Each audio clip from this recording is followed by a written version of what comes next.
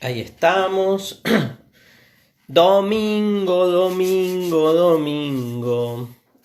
Vamos a ver qué mierda hacemos con el domingo. Bueno, gracias por estar ahí. Ahí veo que está medio mundo haciendo vivos. Es un horario que convoca mucho, ¿no? A que todo el mundo se prenda en los vivos. Karen Espíndola, ahí veo que se engancha desde Chile. Karen, un gran abrazo a vos y por intermedio tuyo a toda la gente de Chile. Y voy a desactivar los comentarios para que se escuche bien. Mil perdones. Sé que no es lo mejor, pero posta que se escucha como el orto después, así que vamos a desactivar. Bueno, ahí está. Chau, chau, chau, chau, chau. Bueno, vamos a aprovechar y darle el formato clase, que es el que veníamos trabajando el domingo pasado. Así va quedando como un mini cursito, ¿sí? La vez pasada habíamos hablado sobre el origen de la filosofía y nos habíamos quedado justo en la parte en la que, digamos, ¿en qué parte? No, me acuerdo. Nos habíamos quedado justo cuando hablábamos sobre el origen histórico, ¿no? O sea, que la filosofía tiene un origen histórico. Esto significa que además del origen existencial, ¿se acuerdan esa diferencia que habíamos hecho, ¿no? Como que por un lado podemos pensar cómo se origina en nosotros la filosofía, pero que un poco eso lo vimos la vez pasada. Hoy nos vamos a concentrar más bien en pensar, digamos, el origen histórico de la filosofía. Hay un primer tema ahí, que es que la filosofía nace en Grecia. Esto no me acuerdo si lo dije el domingo pasado, pero si lo repito no pasa nada. Que es que como nace en Grecia, la filosofía genera como mucha controversia, sobre todo frente a aquellos que salen a defender una filosofía de la diferencia que no sea estrictamente griega en sus orígenes y por lo tanto que luego deba seguir el parámetro occidental. La filosofía que nace en Grecia es la que va a ir constituyendo lo que después es la cultura occidental, la forma del pensamiento occidental. Nace ahí y vuelve recurrentemente al mundo griego. Como muchos de ustedes saben, cuando estudian filosofía estamos todo el tiempo volviendo a los griegos, que es como volver a nuestras raíces. O sea, no porque tengamos raíces étnicas en ese sentido, aunque bueno, otro debate, pero sí tenemos una manera de pensar, ¿sí? Como un formato del pensamiento que remite directamente al mundo griego. Ese formato de pensamiento está en la palabra, una de las palabras claves que va a empezar a aparecer y a circular en el mundo griego a partir del siglo V, sobre todo sexto, quinto antes de Cristo, que es la palabra logos, Logos, que seguramente muchos de ustedes conocen la palabra logos, la habrán oído, la habrán estudiado, la habrán oído muchas veces cuando se hace la etimología de las palabras, como en biología, que se separa bio, que es una de las formas de hablar de la vida, y logía, que deriva de logos, y estamos acostumbrados a decir el estudio de logos, que es como la gran creación griega, ¿sí? Que está ahí en el origen de la filosofía. Logos significa estudio, pero como derivación de forma de pensar, de racionalidad, la razón, ¿sí? Como cuando decimos estas cosas tienen una racionalidad o tienen una lógica. Vieron que lógica deriva de logos, ¿sí? Tiene la misma raíz, lógica. Tomen más lógica si quieren, para no confundir. La lógica es una creación griega. Gran debate si la lógica tiene que ver con algo que el ser humano, digamos, crea desde el punto de vista conceptual o si hay lógica en las cosas, ¿no? Gran debate binario, ¿no? Nunca las posturas binarias son positivas en ese sentido, pero que es si las cosas del mundo tienen lógica o si la lógica ya supone una subjetividad humana que interactúa con las cosas, ¿no? Porque es el mismo debate que se puede dar en la matemática, si la matemática refiere a entidades reales que acaecen en el mundo, o si es un modo de ordenamiento de las cosas que de por sí ya suponen cierta presencia, pero a partir del modo en que el conocimiento humano genera una síntesis, genera una conceptualización, ¿no? O sea, los números están en las cosas o los números están en nuestra cabeza, por decirlo así medio reductivamente, porque todos vemos 4 vasos, 4 libros, ¿sí? 4, no sé, botellas, pero el número 4, la cuatridad del 4, ¿sí? Es algo que no terminamos de visualizar si está dado en las cosas o está en el modo en que nosotros pensamos las cosas.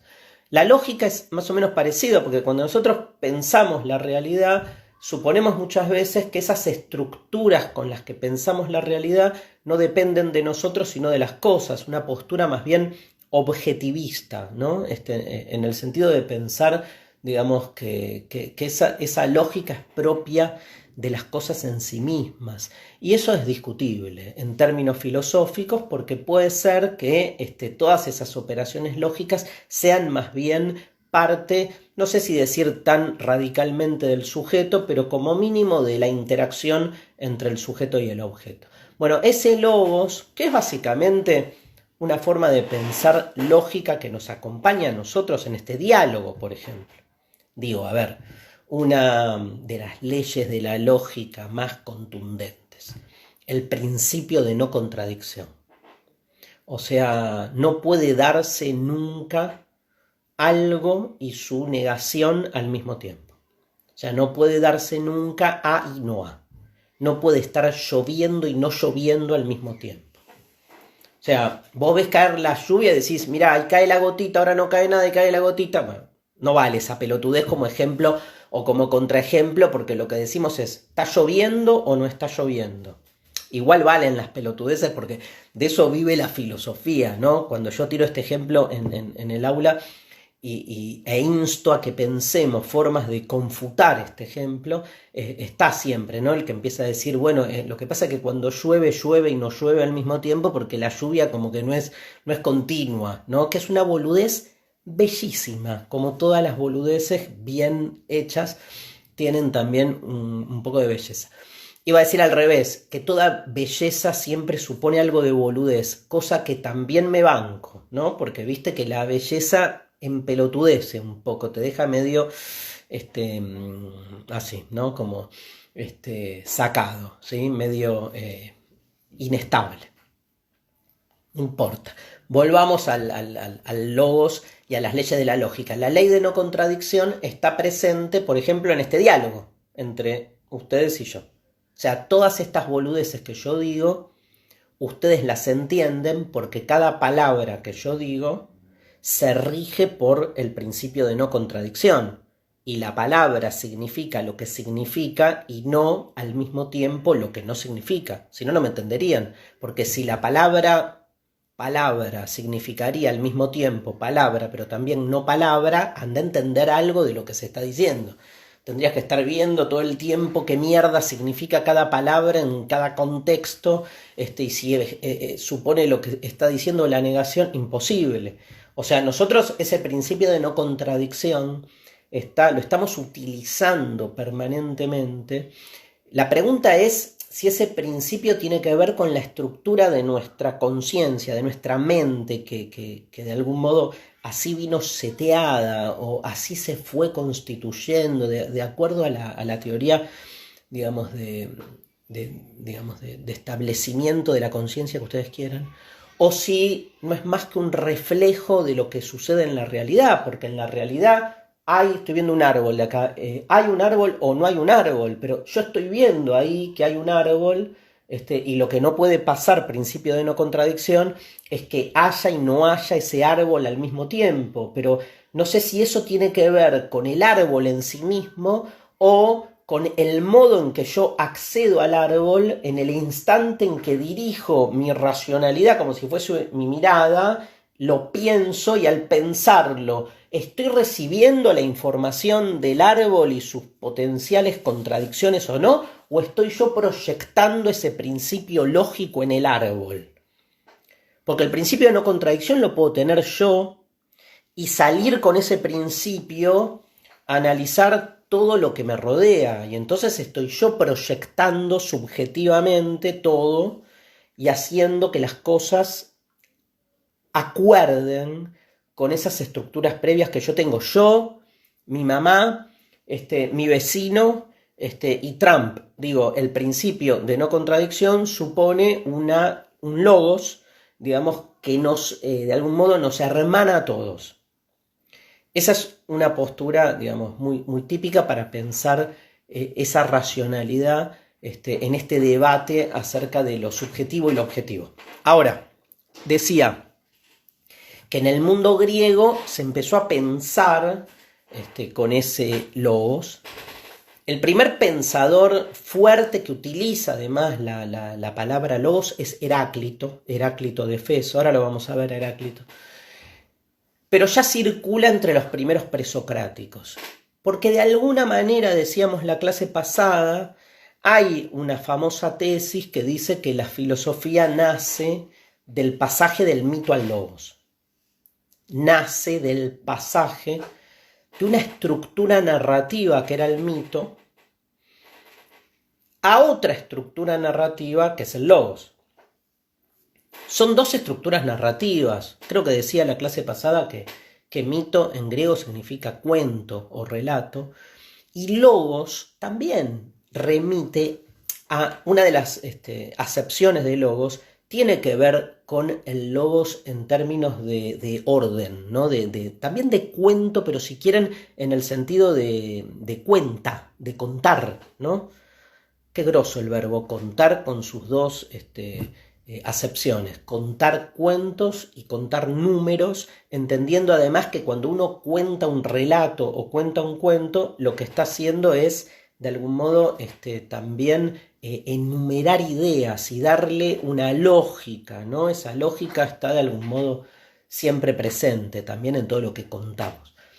Ahora, ese pasaje del mito al logos que parece totalmente disruptivo, hay también mucha discusión de si fue así, de si los griegos en un momento eran todos como politeístas y entonces estaban todos creyendo en los dioses y toda explicación que se daban acerca del mundo remitía siempre a un fundamento mitológico, hasta que, esta es la tesis que vamos a tratar de construir un poco, pero hasta que pintó uno llamado Tales de Mileto, lo conocen a Tales, el del teorema de Tales, Tales el que predijo un eclipse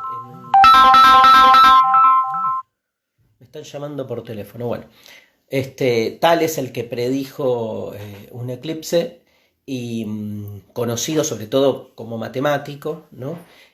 Como que en algún momento apareció este señor y lo que hizo fue cambiar el eje de la pregunta y la respuesta. O sea, se preguntó Tales, en el medio de ese mundo mitológico, ¿cuál era el principio de todas las cosas? Y parece, ¿sí?, que contestó que el principio de todas las cosas era el agua. Cuando digo parece, contestó, pero siempre decimos parece porque, como dije en la clase pasada, hay todo un debate sobre esta filosofía presocrática que tiene que ver con, la fidelidad de estas ideas, porque en general lo que sabemos de los pensadores presocráticos suele llegarnos por citas indirectas, ¿ok? Sobre todo Aristóteles, ¿se acuerdan que les conté que en el libro llamado La Metafísica cuenta la historia de todos los pensadores que pensaron antes de él? Y él nos dice, Platón también lo había dicho antes, que Tales fue el primero. La pregunta es si fue así, ¿no? Si todo el mundo estaba creyendo en dioses, supercherías, supersticiones, y en el medio de esas creencias, nada, ¿quién era Tales? Un iluminado, digo, esta idea de que aparece, somos muy de contar la historia así con héroes y villanos, ¿no? Y superhéroes sobre todo, porque la verdad que pintar a Tales y de la nada, en un mundo donde todo el mundo creía en dioses, a él se le ocurriera que el principio de todas las cosas no era Zeus ni Apolo, sino el agua, supone, digamos, evidentemente que estamos obviando ahí la existencia de un proceso según el cual en el medio del mito se fue como reconvirtiendo algo de esa respuesta hacia un elemento natural, o sea que no fue tan abrupto. De hecho, cuando se va a la idea, hay un fragmento que se le adjudica a Tales que dice que el mundo es como un leño que flota arriba del agua.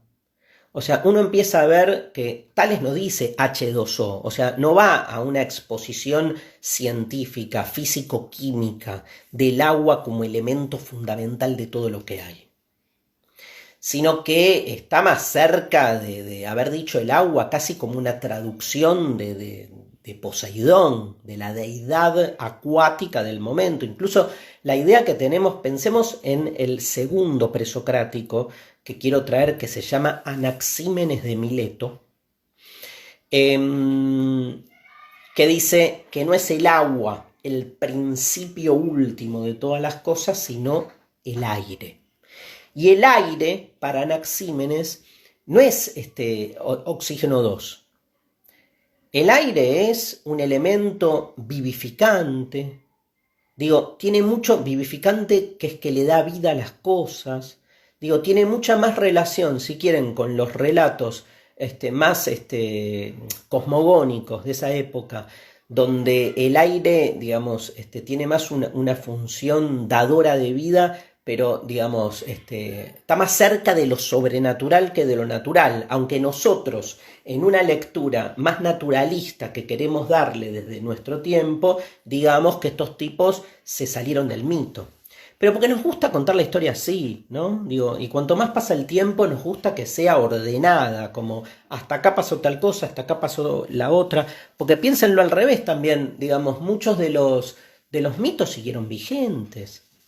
Ni hablar que siguen vigentes hasta hoy un montón de mitos, pero digo, los mitos griegos, cuando ya en la época clásica, Sócrates, Platón, Aristóteles hacían su filosofía, no es que había desaparecido el mito, era, digamos, las creencias de la época y las creencias legales de la época. No se olviden que a Sócrates lo enjuician y lo acusan, entre otras cosas, de no creer en los dioses de su tiempo. O sea que ese pasaje no es tan así. Pero nosotros desde el presente nos encanta después, digamos, revisar la historia y tratar de acomodarla de un modo lo más ordenado posible.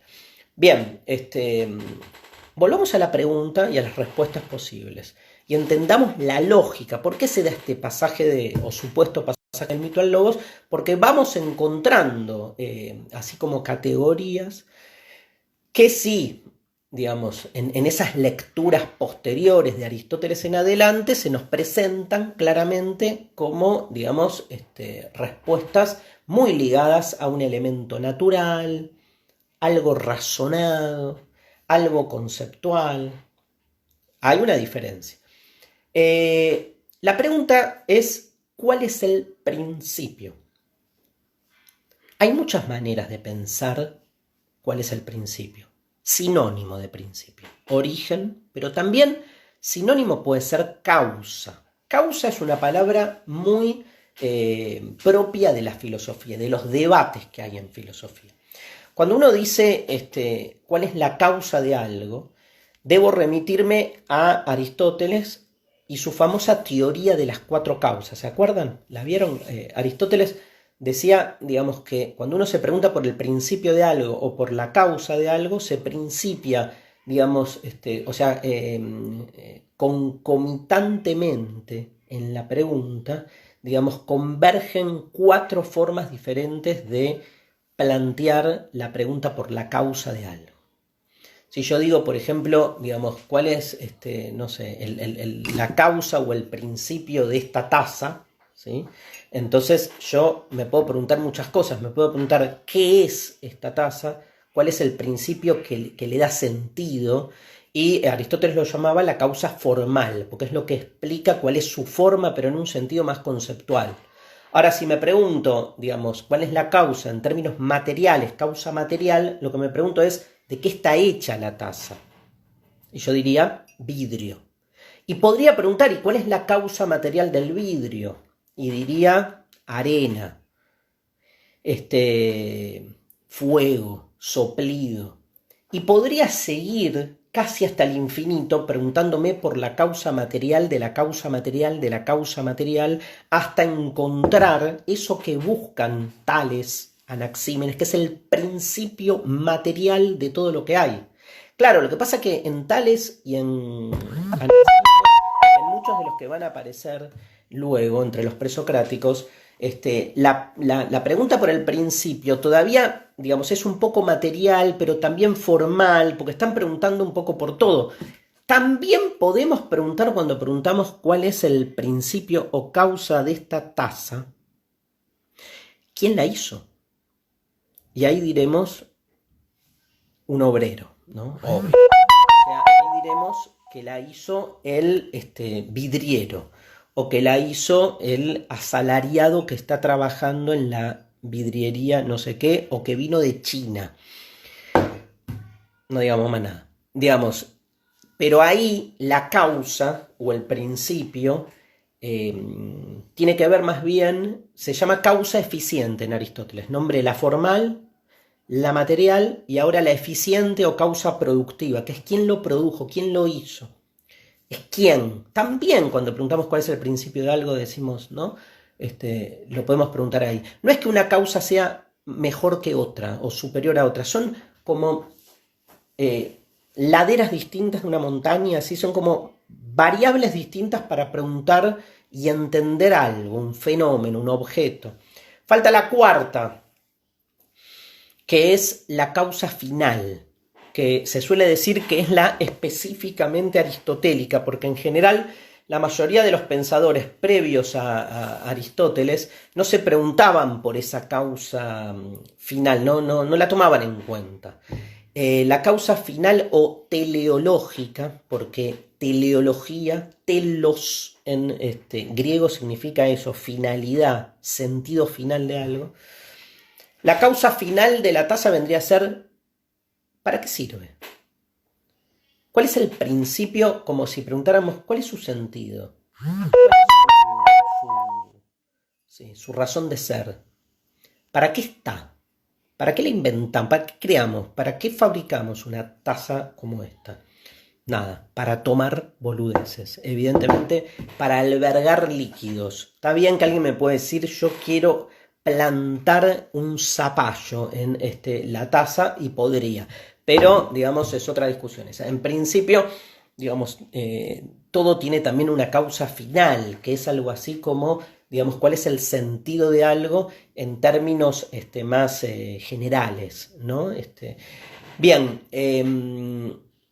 estas 4 causas, con estas 4 causas podemos estar toda la clase, se la podemos aplicar a lo que quieran. Por ejemplo, se la podemos aplicar, vamos a cambiar, no encuentro nada, acá, anteojos, ¿sí?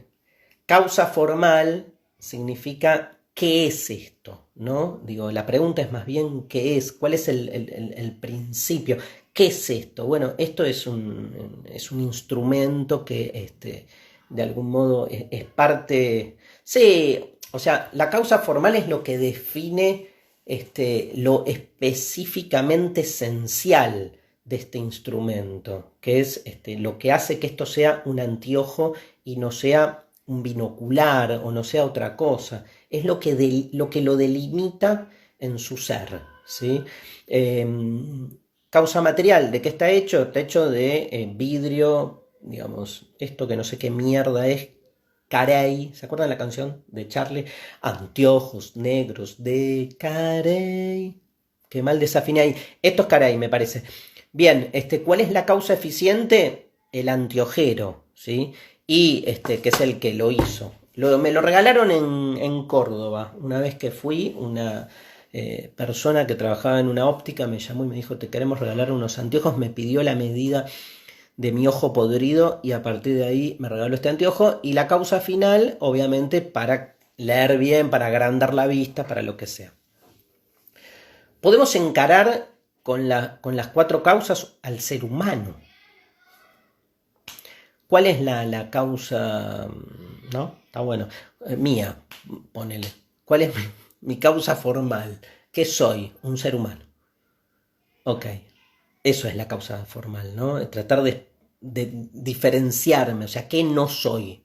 O sea, no soy un perro. No soy una botella, ¿no? Es como la diferenciación formal. Causa material, bueno, estoy hecho mierda, básicamente. Estoy hecho de mierda. Esto es, no, mentira, es huesos, músculos, piel, carne, ¿no? Eso sería como la causa material. La causa eficiente, bueno, mamá y papá. Mamá y papá que en un acto absolutamente insólito decidieron concebir esto. Y a todos ustedes también. No, mis viejos no, todos ustedes sus padres, ¿no? Y la causa final, cagamos, ¿no? O sea, ¿cuál es el sentido de la vida? Sería, podríamos resumirlo en una palabra aberrante, la felicidad. Está bien, ¿no? Digo, ¿cuál es la finalidad? Ser feliz. Ahora, ¿qué es ser feliz? No, te la regalo. Pero podemos, digamos, como estructurarlo de ese modo. Bien. En Tales, claramente, la pregunta de las 4 causas se hace más desde la causa material, ¿no? ¿Cuál es la causa de todas las cosas o el principio de todas las cosas? El agua. El otro, Anaxímenes, también contesta. Anaxímenes le pelea como diciendo, no, el agua no, el aire, porque el agua está hecha de aire. O sea, vos está bien Tales a lo que apuntas, que es a buscar el porqué del porqué del porqué del porqué, o sea, la causa de la causa de la causa. Llegás al agua, pero te quedás corto, porque hay algo más fundamental que el agua, que es el aire. Esto le dice Anaxímenes. Anaximandro, no confundir, porque se escribe más o menos parecido, va por otro lado.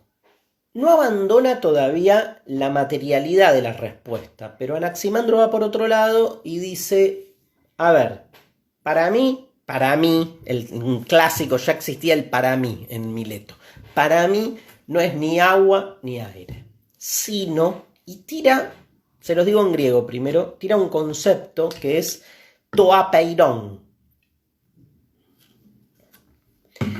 Cuando yo estudiaba filosofía, obviamente unos amigos se habían hecho una banda de música post-punk que se llamaba el apeirón.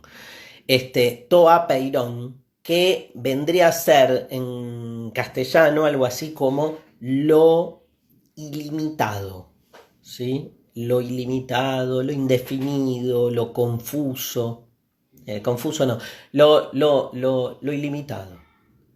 Como ese caos originario, eso era Toapeiron, o sea, como de algún modo una especie de caos primero, donde todo está confundido con todo, donde no podés distinguir el anteojo de la taza.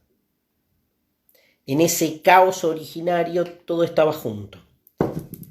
Y dice Anaximandro que de ese caos inicial comienzan las cosas a conformarse, van como desprendiéndose de ese caos y van cobrando forma.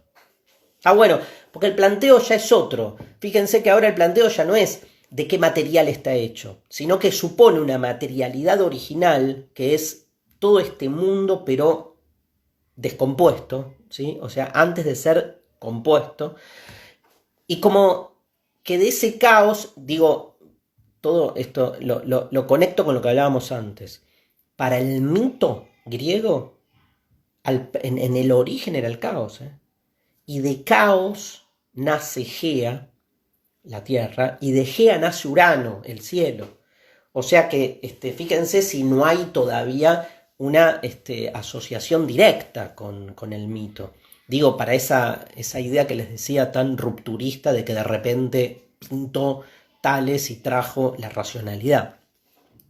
Bien, entonces, de ese caos, de eso indefinido, las cosas se van definiendo. El fragmento de Anaximandro, muy famoso porque después lo trabaja Heidegger en el siglo XX, que vuelve mucho a los presocráticos, se vuelve famoso porque es medio poético, termina como diciendo: y las cosas finalmente deben pagar la culpa del tiempo. Tiene como un giro así muy, muy interesante, pero donde aparece la palabra culpa, porque hay una idea, ¿sí? Y aparece la palabra justicia también, ¿no? Hay como una injusticia, digamos, que tiene que ser redimida, dice el fragmento, que es como que las cosas al salir de ese caos original, esperen que me están escribiendo acá, chau. Las cosas al salirse de ese caos original e ir como conformándose, traicionan su estado, digamos, primordial. Y entonces tienen que pagar una culpa. Ustedes me dirán: ¿de qué mierda estamos hablando? Hay dioses. Está buenísimo, porque acá no hay dioses, no hay humanos, no hay nada. Es metafísica pura. Es como una idea de que en realidad, si pensamos la realidad en sí misma, ¿viene ordenada o no viene ordenada? Anaximandro dice: viene caótica, porque, digamos, tiene más lógica que todo esté en el principio junto, digamos, confuso, como... ¿Se acuerdan del Génesis? Esa idea en hebreo es tohu vabohu, ¿no? Que en el principio creó Dios los cielos y la tierra, dice, y la tierra estaba tohu vabohu, que significa como sin orden y desordenada y confusa, ¿no? E ilimitada. Es lo mismo, es como que las cosas lleguen a ser lo que son y a tener su forma. Obvio, yo muestro un vaso que hay un boludo que lo hizo y que lo diseñó, pero digo el vidrio, ¿no? La arena, el mar, las montañas, las cosas empiezan a tener lógica u orden en un segundo momento, dice Anaximandro. Tapiola, es como somos efecto. Todo lo que hay es efecto de algo. Entonces hay un principio de distensión, de corrimiento, ¿no? de desplazamiento de ese estado original del que provenimos. Y bueno, cagaste. O sea, si hay desplazamiento, hay que volver. Y cuando digo hay que volver, digo, uno de los sentidos, miren qué loco, de la palabra religión, que religión es religarnos. Porque de alguna manera caímos y necesitamos volver a esa estructura unívoca de la que salimos, si queremos estar en paz, ¿no? En Anaximandro es durísimo, porque las cosas, digamos, ganan en que se vuelven cosas, y vos podés diferenciarlas, pero pierden porque traicionan su origen, y entonces tienen que morir. Tienen que volver a ese origen. De algún modo la disolución de las cosas implica eso. Volver a ese estado de confusión original. Este proceso metafísico significa, miren cómo lo delineamos, que todo lo que hay, lo hay porque en algún momento es efecto de un estado de confusión original, mientras eso que hay gana en forma, se despliega, persevera, está, y en algún momento vuelve, se disuelve y vuelve a ese estado, digamos, de materialidad prima. Casi como si contáramos un cuento, la historia de las cosas. La historia de las cosas sería esa, donde nos incluimos todo lo que hay. Eso es metafísica, gente, en el sentido, digamos, primordial de la palabra, ¿no? Digamos, no, nada, estamos contando una lógica universal. De hecho, la palabra cosmos significa en griego orden universal. Orden universal. Cosmos, de ahí viene cosmético, que es me pongo orden en la cara, por ejemplo. Orden universal. Nosotros creemos que cosmos significa universo, pero cosmos significa más que universo. Es un universo ordenado, porque para los griegos había un orden que hacía que todo, digamos, ocupara el lugar que tenía que ocupar, ¿no?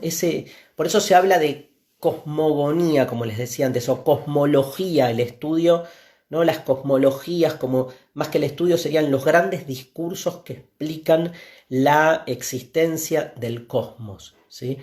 Entonces, esta es una idea cosmológica, la de Anaximandro, nos está explicando el devenir mismo de todo lo que hay.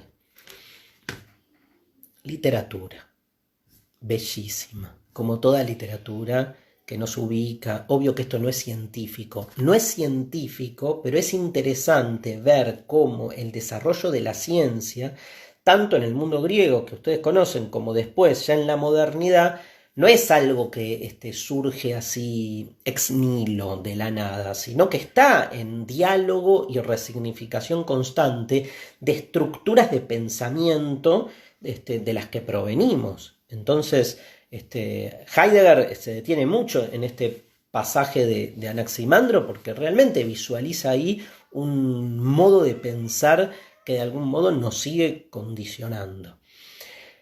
Hay un salto importante. Por un lado pasan unos años, estamos en el siglo VI a.C., pisando el quinto. El siglo V va a ser el siglo de Pericles, va a ser el siglo que ya sobre el final de su desarrollo nos vamos a encontrar con toda la historia de Sócrates, ¿no? Pero que al principio de ese siglo V y finales del VI tenemos personajes muy particulares que son los más famosos presocráticos. Les quiero decir algo de esta época de los presocráticos. Se la conoce como filosofía cosmocéntrica también, en el sentido, ¿sí? o cosmológica, como quieran, cosmocéntrica en el sentido de que toda la realidad siempre se la piensa, ¿no? Tratando de ajustarse a ese cosmos u orden universal. Y la preocupación, la preocupación de estos filósofos es cosmológica. O sea, no hay todavía una preocupación ética, salvo en alguno, pero en general hay una preocupación por el origen del mundo, por los fundamentos de la realidad. Después con Sócrates va a haber un giro, con Sócrates, Platón, que también, el mundo de las ideas conocen, pero hay una preocupación más antropológica, si quieren hasta más ética, ¿no? De tratar de visualizar el lugar del ser humano en el mundo. Acá el ser humano es un ente más. Por eso la preocupación es más en relación al cosmos en esa época. Bueno, aparece un filósofo genial, que es Pitágoras. ¿Lo tienen? Sí. Pasamos del teorema de Tales al teorema de Pitágoras. Pitágoras, un pensador del que tenemos mucha más data. Los fragmentos que nos llegan de ellos son siempre fragmentos con citas indirectas, pero tenemos muchas historias sobre Pitágoras, además de que Platón está muy influenciado por él, y como les dije en la clase pasada, Platón y Aristóteles son como los dos grandes como compendiantes, no sé si existe el término, pero los que compendian muchas de las historias de los pensadores anteriores. Y Platón es muy pitagórico en muchas de sus ideas, tiene mucha influencia de Pitágoras y de Parménides, que vamos a ver ahora. Pitágoras es un pensador, primero era vegetariano, que es todo un tema, y era como medio también sectista, ¿sí? De armar secta.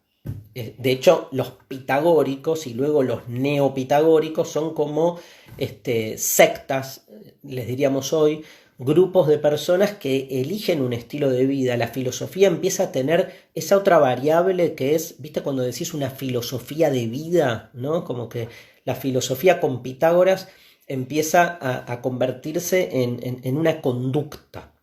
No te quedás solo en la paja teórica, sino que hay un compromiso después práctico. Digo esto ¿por qué? Por muchas cosas. Pero piensen que ya hablamos de otra línea, ya no es Tales, Anaxímenes, pensadores que están ahí sueltos, sino es Pitágoras, los pitagóricos. Se dice de Pitágoras que fue el primero que usó la palabra filósofo. Todo esto lo cuenta Diógenes Laercio en un libro llamado La vida de los filósofos, de los grandes filósofos o algo así, que es un libro posterior, muy posterior, del que se nos cuentan muchos datos, como un libro de chismes de la vida de los filósofos antiguos, y nos llega mucha data de Diógenes Laercio. Por ejemplo esta, ¿no? Que un día un tirano le pregunta a qué se dedicaba, él dice que estudiaba, y el chabón le dice algo así, te felicito, sos un sabio, que en griego se dice sofos, y él dice, no, yo solo soy un aspirante a ser sabio, o sea, yo deseo ser un sabio, quiero saber, ¿no? Que, como diciendo, soy un amante del saber. Filos, sofos, son dos palabras que en ese momento se usaban separadas, como que soy un amante del saber, y es el primer registro del uso de la palabra filósofo. Después se juntan esos dos términos y queda el filósofo, el amante del saber. Está buena la diferencia, ¿no? Porque el sabio se supone que sabe, entonces no desea algo que ya lo tiene. El que tiene algo no desea porque lo tiene. Deseará otra cosa, pero no eso que ya tiene. Por eso muchas veces se dice que, digamos, lejos está el que hace filosofía de alcanzar una certeza o de alcanzar una verdad, porque está siempre en búsqueda, ¿no? Está siempre como en un movimiento más bien de ir en busca de esa verdad. Les dije que eran vegetarianos los pitagóricos. ¿Por qué? Porque lo que increíblemente sostenía por fuertes influencias órficas, o sea, de la zona del Oriente Medio, los pitagóricos sostenían la idea de la transmigración de las almas o metempsicosis. Metempsicosis, ahí tienen otra banda de rock contra Toapeirón, los metempsicosis y guerra de bandas. A ver, ¿qué es metempsicosis? Psique es alma, ¿no? Es una de las formas de hablar del alma. Meta es más allá. Metempsique, metempsicosis significa esa idea de que nuestro alma va transmigrando de cuerpos. Ojalá sea así. Yo en mi próxima vida quiero transmigrar y ser el árbol que ya no lo veo porque cayó en la noche. La transmigración de las almas era una manera de pensar también el tema de la muerte, que es el tema como más propio, si quieren, de la filosofía desde siempre, buscarle una explicación a la muerte, y es como lo más cercano a la reencarnación. Entonces, como, digamos, Pitágoras dice en un momento que podría ser ese perro que anda por ahí, entonces, digamos, y obviamente no va a comer carne animal porque podríamos estar reencarnando en carne animal, en animales, y entonces deciden esa dietética. Pitágoras tenía esas ideas que uno dirá, ¿qué tiene de filosófico esto? Bueno, increíblemente, Pitágoras decía que el principio o causa de todas las cosas eran los números. A veces impacta pensar que el mismo tipo que sostiene la metempsicosis sostenga algo tan racionalmente lógico como elegir a los números, que supone como el ejercicio de la más pura racionalidad. Y la metempsicosis supone traer elementos más, si quieren, místicos. Sin embargo, miren qué loco, porque esto está buenísimo en un libro de Werner Jaeger se escribe, que se llama Paideia, que va explicando esta supuesta contradicción en en Pitágoras, que en realidad Pitágoras decía, para que el alma se separe del cuerpo y pueda emprender ¿qué es esto? Bueno, emprender su viaje hacia otro cuerpo, tiene, decía Pitágoras, que despegarse lo máximo el alma del cuerpo. ¿Cómo te despegás el alma del cuerpo sin ningún tipo de alteración, digamos, química, ¿no? Digamos, sin hacer nada más que estando? Decía Pitágoras, estudiando matemática. No se rían, pero es verdad, digamos, porque en la medida en que uno está todo el tiempo en la abstracción supina de la ecuación matemática o lógica, vas como así, como desapegándote de la realidad material, porque no estás pensando en manzanas, en árboles o en vasos, sino en 2, 3 ecuaciones. O sea, la matemática es como un proceso de abstracción y de formalización que te va como alejando del cuerpo. Está buena la idea, digamos. No hay que creer en nada, hay que como escuchar y ver qué nos brinda y, digamos, qué nos dispara. Entonces es esa búsqueda de un alma más ensimismada, más puesta sobre sí misma, más encontrándose a sí misma, que entonces empieza a despegarse de lo material. Por eso no le daban bola a lo material y en las sectas tenían una vida muy ascética y absolutamente concentrados en el estudio, pero no en el estudio de cuestiones empíricas, sino bien formales. Bueno, esto es Pitágoras, Pitágoras de Samos, ¿sí? Y después de Pitágoras, bueno, hay muchos otros pensadores. Hay un pensador que quiero traer que es también muy famoso, que se llama Empédocles. Sí, Empédocles, no tiene nada de gracioso. ¿Cuál es el principio de todas las cosas para Empédocles? Pregunto esto en un aula y siempre hay alguien que levanta la mano y dice el vino, ¿no? Pero bueno, malísimo chiste que hay que escuchar hace 30 años en las aulas. Empédocles, otro personaje, hay como un par de personajes medio rarongos, ¿no? Pero bueno, es muy de también dedicarte a esto, ¿no? Digamos, ya Pitágoras tenía su particularidad. Igual vean que la elección de los números ya supone como una diferencia con lo anterior. Aparte de los números, ¿por qué los números? Me olvidé de eso. Porque cuando Pitágoras decide elegir los números, lo que se decide es cuál es el principio de todas las cosas. O sea, en esta taza, ¿dónde está el número?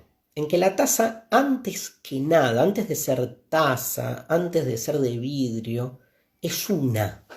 Digo, hay un ordenamiento de la realidad que es numérico, que es cuantitativo, que comienza, ¿no?, en esa diferenciación numérica que nos posibilita, vuelvan a Anaximandro, ¿no?, distinguir entre las cosas. Entonces, Empédocles mezcla un poco todo y dice, a mí no me cierra la del agua ni la del aire, porque la verdad me parece difícil que haya un único elemento material en el origen de todo. ¿De qué está hecho todo? Y miren lo que hace Empédocles. Introduce una famosa teoría que ustedes conocen y que después va a ser totalmente, digamos, clave a la hora de pensar la estructura general, digamos, de la materia, que es la teoría de los 4 elementos. Pero no, me colgué porque, digamos, cuando pensamos la teoría atomista, que es hacia donde va derivando todo esto, la teoría de los 4 elementos es como un paso intermedio, que es agua, tierra, aire y fuego. O sea, Empédocles sostiene que todo lo que existe en ese, existe, digamos, materialmente hecho de estos 4 elementos. Acá hay tierra, agua, aire y fuego. Ustedes me dirán, pero está vacío, ¿dónde está el agua? No, porque el agua no en tanto agua, sino, símil teoría atómica, están los 4 elementos acá presentes. No es ciencia, es un esbozo precientífico, muy del sentido común. lo que hace Empédocles, además, dice algo peor. Dice, o mejor, dice que los 4 elementos están por ahí y que el amor los une y el odio, la discordia, los separa. O sea, las cosas se van conformando en la medida en que hay una fuerza cósmica que es el amor que nos une. Mirá el amor donde aparece ya ahí a romper las pelotas en ese impulso o pulsión por juntarnos, ¿no? Y hacer en ese rejunte unidad. Y después viene la discordia, o sea, el vaso se hace mierda, discordia. Pero en realidad, ¿dónde están los 4 elementos acá? Y es como si él dijera, esto tiene un 70% de tierra, 20% de aire porque es transparente, yo qué sé, 6% de agua y 4% de fuego. Y eso es un vaso. Es como la fórmula de combinación de los elementos que establece lo que es un objeto. Ahora, si le sacás un 1% de agua y le pones un 1% al fuego y pasan a ser 5 y 5, no es que tenés una taza más fogosa. Malísimo, ¿no? No, pero está bueno. Digo, no es que la taza cambie sino que pasa a ser, no sé, pasa a ser una botella, ¿entendés? Digo, la recomposición de los elementos presentes en cada cuerpo genera un cuerpo nuevo. Es como que lo cuantitativo define lo cualitativo, porque de acuerdo a la combinación cuantitativa de los elementos vamos a tener cualitativamente entidades distintas. ¿Por qué tenemos distintos cuerpos? Porque el amor une y el odio desune. Empédocles es muy famoso, ¿sí? Tenemos, aparte, el poema muy famoso para quién, ¿no? Pero bueno, el poema de Hölderlin sobre Empédocles, la famosa historia de que Empédocles se suicida en un volcán. Bien para el domingo a las 7 de la tarde, el relato o sea, el chabón se tira, hay que tirarse adentro de un volcán y no desde un helicóptero, que igual tampoco podés. Pero, y se sabe que fue así porque se encontraron las sandalias de Empédocles subiendo en la ladera del volcán.